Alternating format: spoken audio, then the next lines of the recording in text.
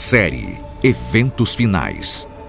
Oi, gente, tudo bem? Eu sou Vinícius Mendes, pastor e editor na Casa Publicadora Brasileira, e estamos na série Eventos Finais, e eu estou na boa companhia dos meus amigos, pastores Eduardo Rueda e André Vasconcelos, e a gente vai conversar hoje sobre um tema instigante, que é o tema do Armagedon, essa batalha grande, poderosa, que vai ocorrer no final dos eventos finais, entre o povo de Deus e o inimigo de Deus.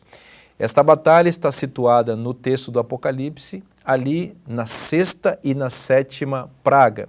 E aqui nós vamos tratar um pouquinho sobre os elementos bíblicos em relação a esta passagem e também os aportes que o livro Eventos Finais nos dão para entender melhor esse tema. Gente, o que seria a batalha do Armagedon, como ela se desenvolve, como o povo de Deus é afetado? Esses são pontos que nós vamos tratar aqui um pouquinho. Pastor André, você pode dizer um pouquinho para a gente o que é o Armagedon, explicar para a gente um pouquinho o sentido bíblico dessa expressão? Bom, a expressão Armagedon ocorre no capítulo 16 do Apocalipse, no verso 16. E o Armagedon não é a batalha em si, mas é o palco, o cenário escatológico da batalha. Algumas pessoas relacionam a expressão Armagedon com o Monte Carmelo, porque eles dizem o seguinte, aqui como o próprio texto identifica o Armagedon como um termo hebraico, então eles falam Har é montanha em hebraico, e Megidon seria uma referência ao vale de Megido, ou Megido. E então eles relacionam, a única montanha próxima a essa localidade é a Montanha do Carmelo. No entanto, essa expressão Megidon, ela remete a Zacarias capítulo 12, verso 11, que é a única vez no Antigo Testamento que a palavra Megido aparece com esse N no final, que no hebraico seria a letrinha Nun. Então é a única vez. E lá é feita uma referência ao pranto de Hadad-Rimon, que é um deus cananeu. Então aqui essa referência ao Armagedon parece ser um eco de uma das pragas do Egito também, que é a morte do primogênito. Foi no vale de Megido que Josias morreu, numa batalha com o faraó Neco, e lá também Josias foi pranteado. E a gente vê que no contexto da sexta praga, depois os mercadores e todas aquelas pessoas que dependem de Babilônia vão prantear por ela. Então, o Armagedon seria o quê? Uma referência a dois locais de batalha. Uma montanha, que é cenário de batalha, e o Vale de Megido, que também é um cenário de batalha. E a montanha possivelmente seja uma referência ao Monte Glorioso, ao Monte Sião, que é mencionado lá no capítulo 11 de Daniel. Então você tem dois cenários escatológicos de batalha. Um remetendo a Jerusalém e outro a esse vale histórico que foi cenário e palco de muitas batalhas. É uma coisa interessante a gente enfatizar que a batalha do Armagedon é aludida primeiramente aqui no contexto da sexta praga. Porém, a sexta praga, ela não aparece ou ela não desenrola a batalha. A batalha vai acontecer mesmo na sétima praga. Então, é bom a gente entender um pouco o contexto. As pragas estão caindo sobre a humanidade, existe uma liderança religiosa e política na humanidade que atribui as pragas, a causa das pragas, a desobediência que um determinado grupo religioso está tendo em relação ao decreto que foi expedido, o decreto dominical. Então, o discurso que a liderança política e religiosa da época terá no mundo, e discurso praticamente hegemônico, as pragas estão caindo porque tem gente rebelde, não se subordinando à lei de Deus, que seria uma lei falsa, que é o decreto dominical. Porém, ocorre a quinta praga, e o texto da quinta praga nos diz que a quinta praga cai sobre o trono da besta, ou seja, sobre essas lideranças religiosas. E, em certo sentido, esta quinta praga desmoraliza a liderança religiosa, que vinha com o discurso atribuindo a culpa aos supostos infiéis e mostrando que tinha um caminho para governar a humanidade com paz e prosperidade. Porém, ela é objeto dessas pragas.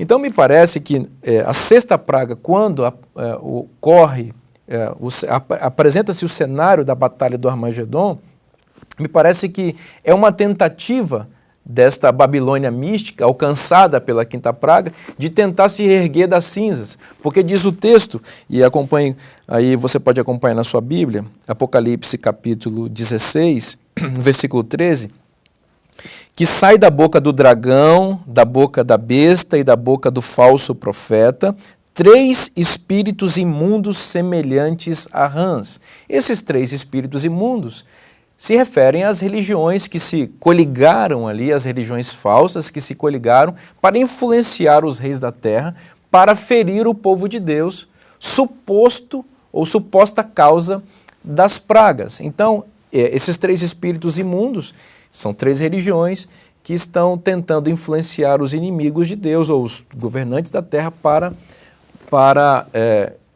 perseguir ainda de maneira mais intensa o povo de Deus. O que seriam esses 3 espíritos imundos aqui? Que religiões seriam essas? Que definições nós poderemos dar? Antes de definir exatamente o que são esses 3 personagens ou elementos, aí acho que é importante a gente frisar um pouco de algumas coisas que já foram faladas aqui, que são informações importantes. Primeiro, a profecia sobre o Armagedon é um dos pontos do Apocalipse que não estão totalmente claros, né? Ainda existe uma certa disputa, até mesmo entre teólogos conservadores, quanto aos detalhes dessa profecia, mas em linhas gerais nós poderíamos definir dizendo que é a última grande batalha entre as forças do bem e do mal, entre Cristo e Satanás, e essa última grande batalha provavelmente vai incluir aspectos de natureza política, de natureza militar e, obviamente, de natureza espiritual. Então, parece lógico nós entendermos que esses 3 elementos, esses 3 personagens que você citou, que alguns chamam de triunvirato do mal, né, ou tríade do mal, esses elementos, de alguma forma, eles têm aspectos políticos, aspectos religiosos, e tradicionalmente, né, ao longo da história da interpretação historicista das profecias do Apocalipse, tem-se entendido esses poderes como sendo a primeira besta, o dragão, a besta e o falso profeta. Traduzindo, aplicando historicamente, poderíamos entender como sendo uma alusão ao espiritualismo, ao papado, ou poder romano religioso, e ao protestantismo apostatado, respectivamente. Esses 3 poderes, numa coligação satânica, eles levam a cabo os intentos de Satanás contra o povo de Deus, convocando os perseguidores e arregimentando-os contra o povo do Senhor. Muito interessante, porque o texto diz que esses 3 espíritos imundos semelhantes a rãs saem da boca do dragão, da besta e do falso profeta, respectivamente. Então isso significa que o dragão, a besta e o falso profeta, nesse triunvirato, representam poderes de natureza política e eles estão associados com uma espécie de soft power, ou poder ideológico, ou poder religioso, representado aqui por 3 espíritos semelhantes a rãs. Então, poderíamos dizer que são 3 entidades e cada uma tem uma mensagem que ela proclama. Exato, uma ideologia religiosa associada a ela. O dragão, ele se associa direto, o dragão que é o diabo, ele se associa diretamente com uma ideia, que é a grande ideia que o diabo tem pregado desde o início aqui. Certamente não morrerás, que é a ideia que o espiritualismo, o espiritismo tem defendido. Então, associamos dragão e espiritismo diretamente. Depois a besta, representante do papado, aqui, está associada com o segundo espírito semelhante a rã, que é a sua ideologia ou a sua doutrina, esse sistema católico de interpretação das escrituras e da tradição, que viola a interpretação bíblica sola escritura. E o terceiro espírito semelhante a rã, associado com a terceira entidade política, identificada como falso profeta, símbolo dos Estados Unidos da América, esta e da nação, besta da terra. E da besta da terra. Esta nação, ela está associada com a religião protestante, porque é o berço, de fato, aí, ou melhor, o desenvolvimento mais amplo do protestantismo se dá nos Estados Unidos. Então, me parece que essas 3 religiões, representadas por 3 espíritos semelhantes a rãs, associados com essas 3 entidades, agora se associam de uma maneira ampla para quê? para congregar os reis da terra e o mundo inteiro para a batalha do Armagedon. Ou seja, eles estão estabelecendo as fileiras para ferir o povo de Deus, que aparecerá nesse momento acuado, aparecerá nesse momento mesmo parecendo sem defesa. Agora, pastor André, tem algumas coisas interessantes aqui na sexta praga que nós precisamos desenvolver um pouco mais. Porque aqui aparecem algumas imagens que vêm do Antigo Testamento. E você gosta de estudar o Antigo Testamento. Diz aqui que quando o anjo derrama a sexta taça, ele derrama sobre o grande rio Eufrates, cujas águas secaram, para que se prepare o caminho dos reis que vem do lado do nascimento do sol. Vamos rapidamente explicar o que significa aqui em Apocalipse, ou na profecia, rio Eufrates, águas que se secam e reis que vêm do lado do nascimento do sol. Bom, aqui você tem várias imagens do Antigo Testamento, né? Difícil explicar rapidamente isso, né? Mas a gente vai precisar ir ao ponto aí. Diga para a gente, o que são essas três coisas? A gente tem aqui ecos a Isaías 45, né? Que fala de Ciro, que vem, né, como um rei aí, representante das hostes da Média Pérsia, né? E ele vem e conquista a Babilônia, ele vem com os reis do Oriente e eles secam o rio Eufrates, porque Babilônia estava construída sobre o rio Eufrates, né? Então Heródoto menciona, um historiador grego, né, que o exército de Ciro, e ele desvia o rio Eufrates, eles desviam o rio Eufrates e então eles conquistam a cidade, conforme relatado lá no livro de Daniel. Então a gente tem essa alusão à queda da Babilônia histórica, por exemplo, retratada em Jeremias capítulo 51. Né? O profeta Jeremias anunciou a queda da Babilônia histórica. A gente vê que a Babilônia escatológica vai ruir, vai ser destruída da mesma forma. E essas águas aqui devem ser interpretadas à luz do próprio texto bíblico como essas multidões, essas pessoas, porque no capítulo 17 a gente vê uma explicação desse secamento do Eufrates, nos versos 14 a 15, e a gente vê também aqui uma regimentação de dois exércitos. A gente vê que está aí o dragão com os seus aliados de um lado, e do outro lado nós vemos, né, Jesus, Miguel, né, o Cordeiro de Deus com o seu exército. O verso 14 e 15 diz assim: pelejarão eles contra o Cordeiro, e o Cordeiro os vencerá, pois é o Senhor dos senhores e o Rei dos reis. Vencerão também os chamados eleitos e fiéis que se acham com ele. E o verso 15, falou-me ainda, as águas que viste, onde a meretriz está sentada. Veja, a meretriz está sentada sobre as águas. São povos, multidões, nações e línguas. E os versos seguintes dizem o quê? Que essas nações se voltam contra a Babilônia. Então você tem um secamento para que o rei que vem do Oriente, um símbolo de Cristo aqui, conquiste a cidade.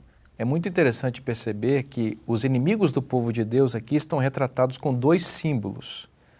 A Babilônia, e aí você tem alusão ao rio Eufrates, que era o rio que circundava a Babilônia, não é? Que foi secado para a invasão de Ciro, conforme você mencionou. Então, os inimigos representados pela Babilônia e no capítulo 17, pela meretriz. Então tem um duplo símbolo para se referir ao mesmo referente. Que é chamada de Babilônia, né? No Exatamente. Capítulo 17. E a Babilônia mística é a grande meretriz. Então, a Batalha do Armagedon, ela é contra esta cidade barra mulher, representando o mesmo povo, correto? E o povo de Deus, por sua vez, também no Apocalipse é referido com um duplo símbolo. O povo de Deus é tanto a mulher vestida de branco, que aparece no capítulo 12 e depois no capítulo 19, como ataviada como noiva, e também é representado pela cidade santa, que desce a Nova Jerusalém. Então no Apocalipse nós temos esse confronto, o Armagedon é esse confronto entre duas cidades históricas aqui que representam escatologicamente o povo de Deus e os inimigos de Deus, a Babilônia de um lado e a Nova Jerusalém de outro, a meretriz de um lado e a noiva do Cordeiro de outro, né?